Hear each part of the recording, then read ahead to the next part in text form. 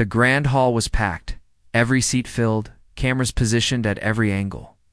The night was a major charity event for children's hospitals, hosted by Mel Gibson, with celebrities, doctors, and donors all gathered under one roof. The stage shimmered under soft golden lights, and the atmosphere buzzed with anticipation. The evening had been running smoothly until the moment Mel invited Keanu Reeves to join him on stage for a special segment. Mel greeted Keanu warmly, clapping, a hand on his shoulder.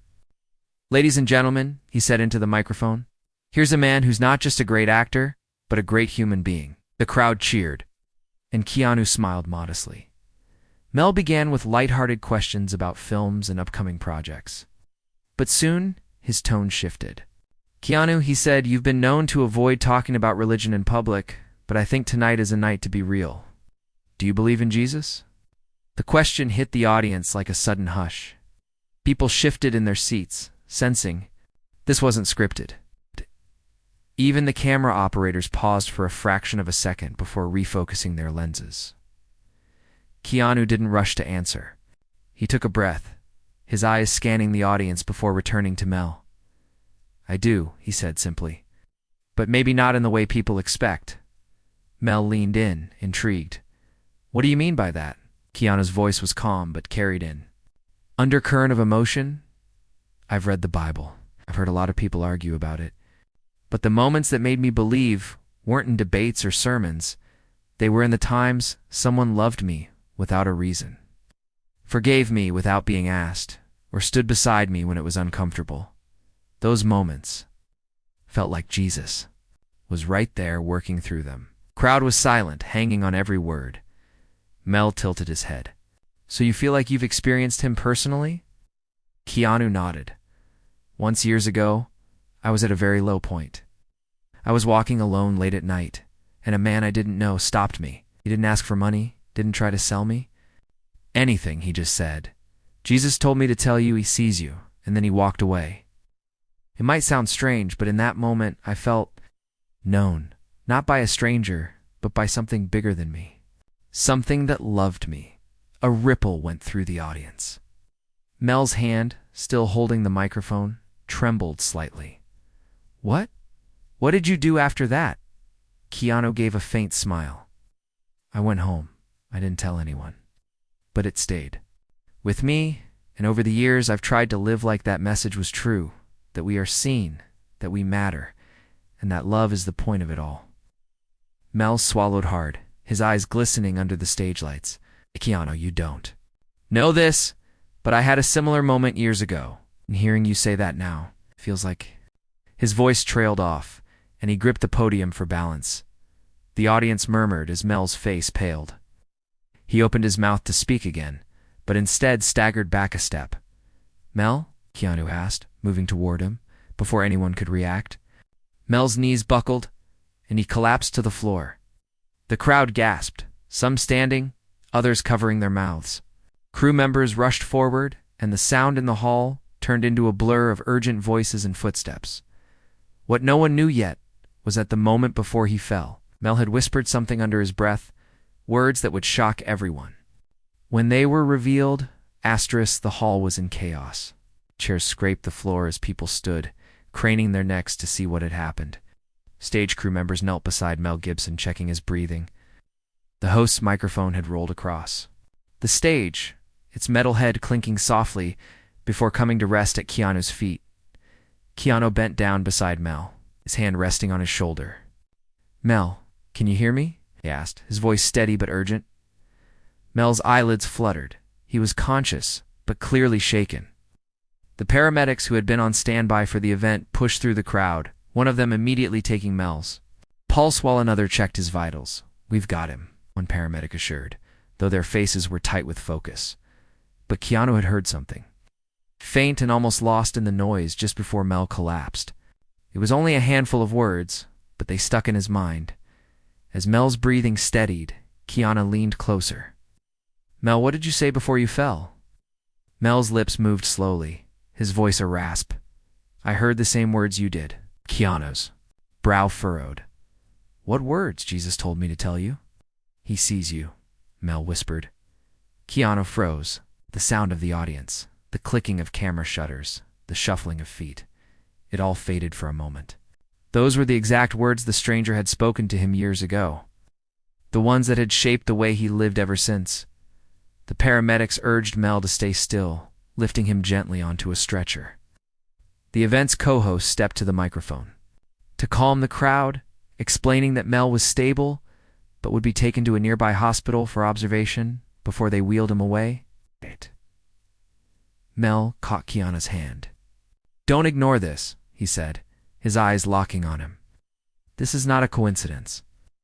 The words echoed in Keanu's head as he stepped back and watched the stretcher disappear through the side exit. The audience was buzzing now, whispering about what had just happened. Most of them had no idea what those words meant to Keanu, but they could see the change in his face, the way his usual calm now carried a weight, as if he'd been reminded of something deeply personal and urgent. As the stage crew reset for the next part of the program, a woman from the production team approached Keanu. She was holding a small sealed envelope. "This came for you earlier tonight," she said quietly. "No sender listed. Just your name. We were going to give it to you at the end of the show, but after what happened, you should probably read it now." Keanu took the envelope, the paper warm from her hand. The handwriting was neat, deliberate, and entirely unfamiliar. He slid a finger under the seal and unfolded the note inside. His eyes scanned the first line, and his breath caught. It read, "I know what the man told you. That night, meet me after the event. I have something that will prove it wasn't random." Keanu stared at the note, reading the words again to make sure he wasn't imagining them. The handwriting was precise, but had a strange weight to it, as if the writer had taken care not to reveal too much in tone or style. He turned the paper. Over nothing else, no name, no contact details, just the message and the instruction. He folded it slowly and slipped it into his jacket pocket. But his mind was already racing. The man from years ago, the one who had stopped him on that empty street to say, "Jesus told me to tell you he sees you," had never explained himself. He had walked away into the night, leaving Keanu with words that had haunted and comforted him in equal measure now. After all this time, Mel Gibson had collapsed moments after repeating those same words, and a mysterious note was in his hands. Suggesting it wasn't a coincidence, the rest of the charity event went on without him on stage. Keanu sat quietly at a side table, applauding politely when appropriate, but his mind wasn't on the speeches or the music. Every so often, his fingers would brush the folded note in his pocket, though checking it was still there. When the evening finally ended and the guests began to filter out, Keanu slipped through a side door into the cool night air. The back of the venue was quieter, lit only by a few security lamps. He scanned the area, wondering if the note sender would make themselves known. A figure emerged from the shadows near the far end of the alley. Tall, wearing a long coat, their face obscured by the angle of the light. They walked toward him with steady, deliberate steps. "You came," the figure said. Their voice was low, but carried an unmistakable certainty. Keanu took a step closer. "Are you the one who wrote the note?" The figure nodded. "And I'm also the one who knows who that man was. The one you met on the street." Keanu felt a chill creep along the back of his neck. "Who was he?" "Someone who was sent," the figure said simply, "and he wasn't finished. Left something for you? I've been keeping it until the time was right." From inside their coat, they pulled out a small, worn leather pouch, the kind of pouch that looked like it had been carried for years. They held it out, and Keanu took it cautiously. "Open it," the figure said. Inside the pouch was a folded piece of parchment paper, yellowed with age. Written across it in faded ink were the words, "If you're reading this, then you were meant to. Jesus told me to tell you he sees you. He has more to say." Beneath that line was a date, the current day, and a location written in small, tight script. Keanu looked up sharply. This was written for today. The figure met his gaze without flinching. Yes, he knew this day would come, and he knew Mel would say those words. Keanu's grip on the parchment tightened. "Where is this location?" The figure pointed to the writing. "It's not far. but you won't want to go alone. Keanu glanced toward the street where cars were leaving the venue. Who else is coming? The figure's lips curved into the faintest smile. Mel Gibson. Soon as he's discharged, he'll meet us there. Keanu stood in the dim alley, the parchment still in his hand, the inked date and location burning. In his mind, Mel Gibson, the man who had just collapsed on stage, was supposed to meet him there. It sounded impossible, but somehow it felt inevitable. The figure in the long coat glanced at their watch. He'll be out of the hospital within the hour. They're keeping him for observation, but he insisted on leaving as soon as possible. He knows this matters. Keanu looked at them closely. And who are you exactly? The figure hesitated. Before answering, my name is Samuel. I knew the man you met that night. We worked together on, let's call it a mission. Not the kind you hear about on the news. Our work was quiet, meant to reach people who needed one message at one moment. In their life, yours was one of those moments. Keanu's brow furrowed. And you've been holding this for years? Samuel nodded. The day he told you those words, he came to me and said, one day he'll need to hear the rest. He made me promise I'd deliver this pouch when the time was right. Keanu glanced again at the location written on the parchment and address in the older part of the city near the docks. What's there? Keanu asked. Samuel's eyes were unreadable. Answers. But also choices. Once you go, you can't unknow what you find. Before Keanu could reply, the rumble of an engine echoed down the alley. A black sedan pulled up, its headlights cutting through the shadows. The passenger door opened, and Mel Gibson stepped out. Still in the clothes he'd worn on stage, a faint hospital band around his wrist. Mel looked pale, but steady. The doctors wanted me to stay, he said with a wry smile. But something tells me this is more important than rest. Keanu walked toward him. Mel, are you sure you're okay? Mel nodded. I've had worse. Besides, I need to know why those words came out of my mouth tonight. I wasn't planning to say them, they just arrived like someone else was speaking through me. Samuel stepped forward. It's because they were. And if you both come with me, you'll understand. The three of them got into the sedan. The driver, a silent older man with weathered hands, took them through winding streets until the modern lights of the city gave way to the older district near the docks. Warehouses loomed like sleeping giants, their brick walls faded and scarred. The car stopped in front of a narrow, weathered building wedged between two larger ones. Its wooden door was painted deep blue, the paint chipped by time. Samuel led them inside.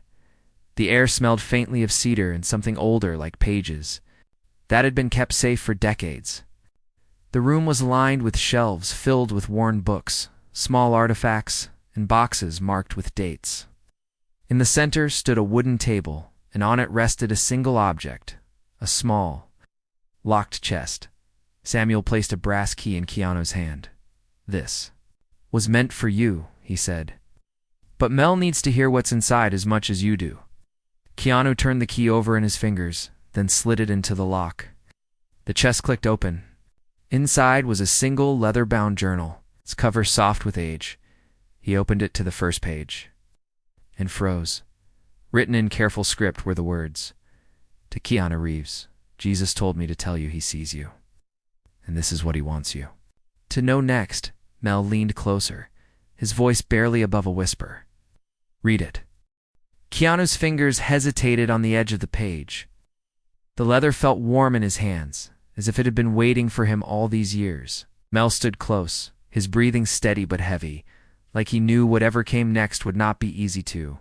Here, Samuel stepped back, giving them space, his expression unreadable. Keanu began to read aloud. The handwriting was neat, deliberate, each letter pressed into the page as though the writer had wanted these words to last forever. Keanu, if you're reading this, it means the moment has come. The night I stopped you on the street, I was told to give you a message. But I was also told there would be more. Something you wouldn't be ready for until now. The message was never only that you are seen. It was that you were being asked to see others the same way. It's not just in passing, not just in kindness, but in a way that changes them.